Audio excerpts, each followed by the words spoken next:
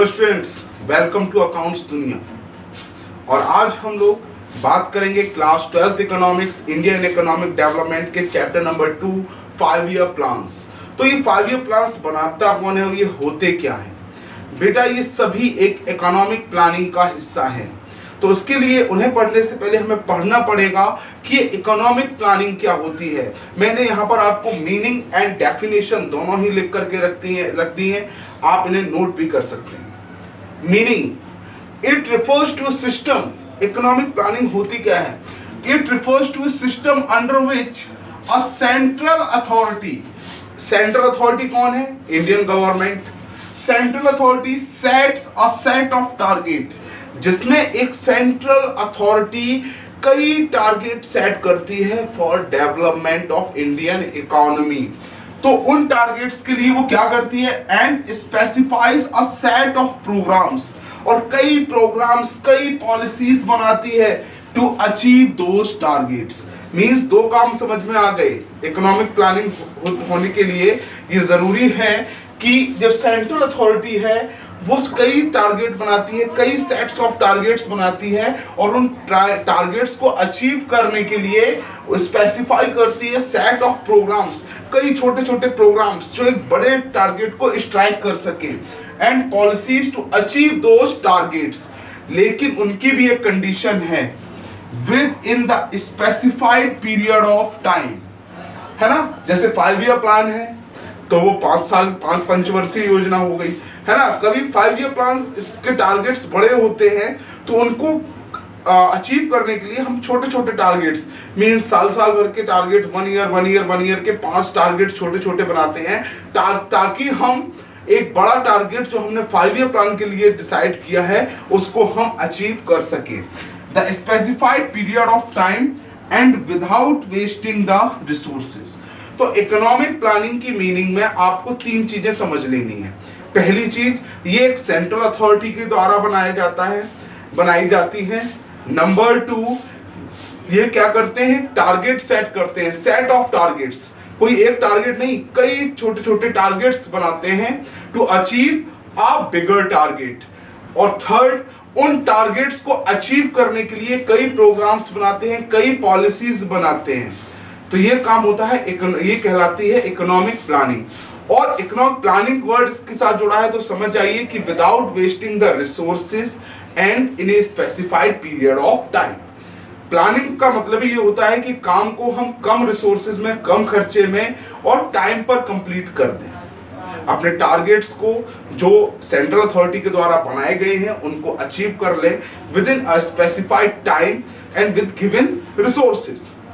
वही planning commission जो India की है उसने डेफिनेशन दी थी इसकी। Economic planning means utilization of country's resources.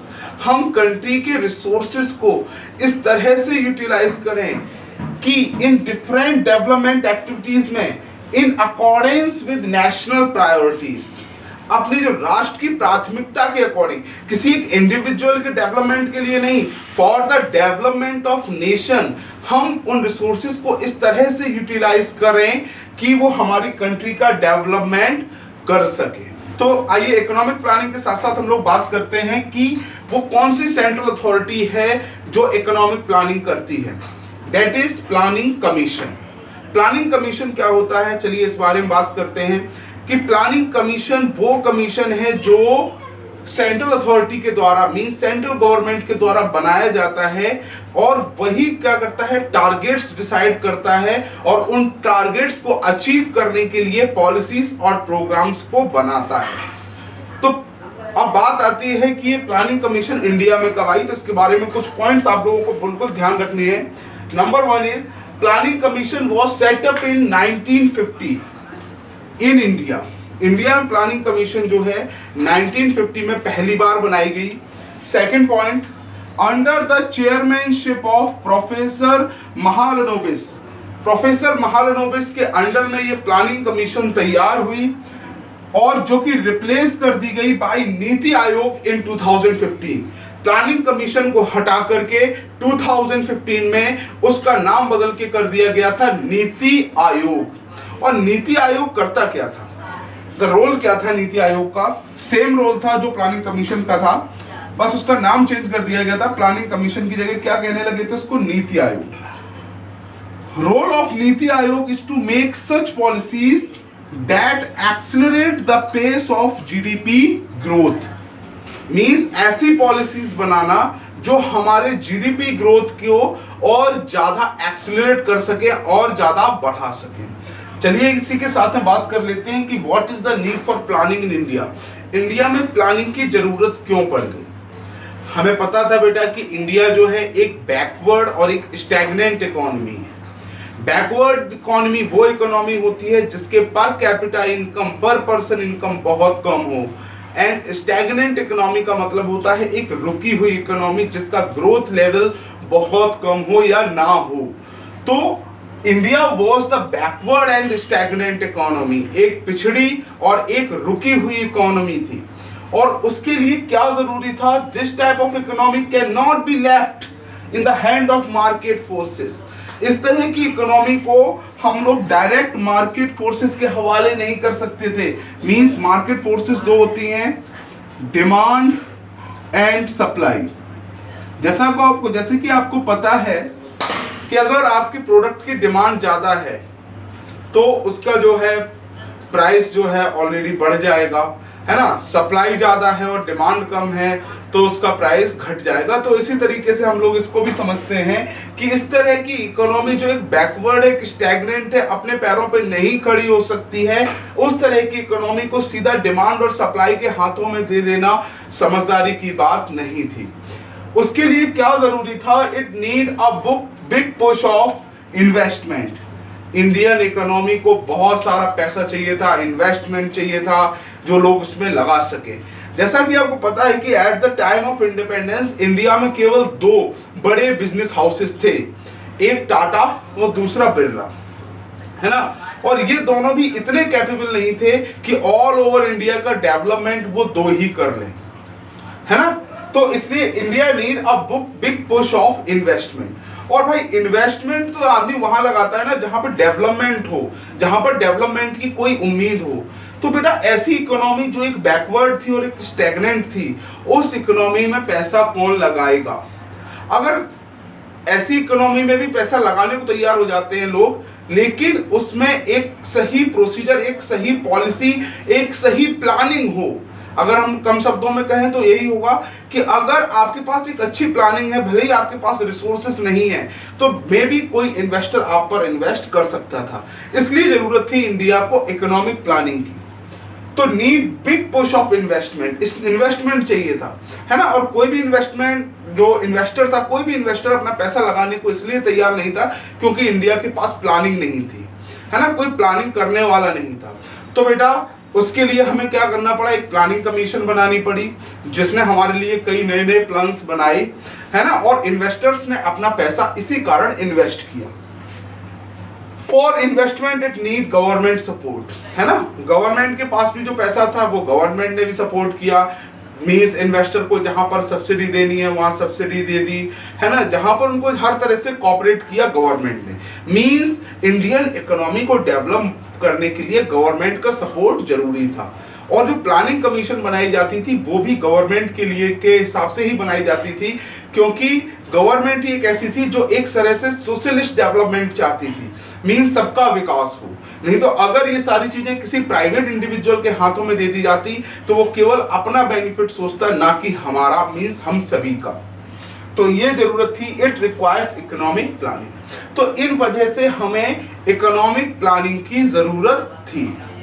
आइए चलिए इसी के साथ हम लोग बात करते हैं इकोनॉमिक प्लानिंग कितने टाइप्स की होती है। एक्चुअली बेटा इकोनॉमिक प्लानिंग जो है आपकी टू टाइप्स की होती है, 1 and 2। Number 1 is called directive planning and number 2 is called comprehensive planning. Directive planning and comprehensive planning. Directive planning क्या होती है? डायरेक्टिव प्लानिंग क्या होती है? नंबर 1, इसके अंदर आपको ये 3 पॉइंट्स ध्यान रखने हैं। Number 1, no direct participation of government. Directive planning है लेकिन इसमें कभी भी गवर्नमेंट का डायरेक्ट पार्टिसिपेशन नहीं होता है। No direct participation of government. Number 2, mainly done in capitalist economy. Capitalist economy कौन सी होती है? Which is owned, controlled and managed by a private individual. Means जहां की इकोनॉमी प्राइवेट सेक्टर चला रहा हो, that is called capitalist economy. तो कैपिटलिस्ट इकोनॉमी में ये डायरेक्टिव प्लानिंग होती है और इसमें कोई भी गवर्नमेंट का इन्वॉल्वमेंट नहीं होता। केवल गवर्नमेंट क्या करती है, रोल क्या होता है गवर्नमेंट का? They only directing private sector with set of dos and don'ts. बस वो प्राइवेट सेक्टर को ये बता देते हैं कि क्या करना है क्या नहीं करना है। ये इन्वॉल्वमेंट नहीं होता है कि प्लानिंग कैसे बनानी है, क्या करनी है, क्या प्लान्स हों। बस वो ये देख लेते हैं कि क्या होना चाहिए। मीन्स उन्हें अपना नेशन भी तो देखना है कि केवल कहीं कोई इंडिविजुअल अपने प्राइवेट बेनिफिट के लिए, है ना, कहीं नेशन को दाव पे ना लगा दे। इसलिए वो लोग क्या करते हैं, वो डूज एंड डोंट्स डिसाइड कर देते हैं कि आपको कहाँ क्या करना है क्या नहीं करना है। बाकी पूरी प्लानिंग आपके ऊपर है। और वही कॉम्प्रिहेंसिव प्लानिंग, एक्चुअल इंडिया में कॉम्प्रिहेंसिव प्लानिंग ही यूज होती है। डायरेक्ट पार्टिसिपेशन ऑफ गवर्नमेंट, इसमें गवर्नमेंट का डायरेक्ट पार्टिसिपेशन होता है। जैसा कि अभी हमने बात की थी कि प्लानिंग कमीशन बनाई जाती है, और प्लानिंग कमीशन कौन बनाता है? Central authority, means central government. तो सीधी सी बात है, इसमें डायरेक्ट पार्टिसिपेशन होता है गवर्नमेंट का। इसमें अगला पॉइंट आता है आपका mainly done in socialist and mixed economy.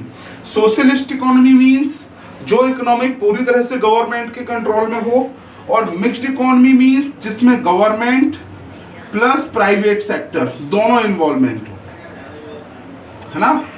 तो अगर गवर्नमेंट कहीं पर भी इन्वॉल्व है तो वहां कॉम्प्रिहेंसिव प्लानिंग कहा जाएगा। इसमें इंडिविजुअल गेन्स आर अलाउड, आप अपना प्रॉफिट कर सकते हो, no problem. Individual gains are allowed to maximise with social gains. Individual gains हो नो प्रॉब्लम, लेकिन उसके साथ साथ सोशल गेन भी होने चाहिए। डेवलपमेंट हो तो पूरी कंट्री का एक साथ हो। गवर्नमेंट हमेशा सोशलिस्ट पैटर्न पे चलती है। तो ये थी economic planning, directive planning, comprehensive planning. आज हम लोगों ने बात की इकोनॉमिक प्लानिंग के बारे में, उसकी मीनिंग, उसकी डेफिनेशन, है ना। उसके बाद हम लोगों ने बात की आपके टाइप्स ऑफ प्लानिंग की, इकोनॉमिक प्लानिंग की, प्लानिंग कमीशन क्या होता है ना, हमें प्लानिंग की जरूरत क्यों पड़ती है। और मेरे हिसाब से आपको ये सभी टॉपिक अच्छे से समझ में आ गए होंगे। और अगर बेटा आपको वीडियो अच्छा लगा हो, समझ में आया हो, तो प्लीज इसको लाइक, शेयर एंड सब्सक्राइब जरूर करिएगा। Thank you.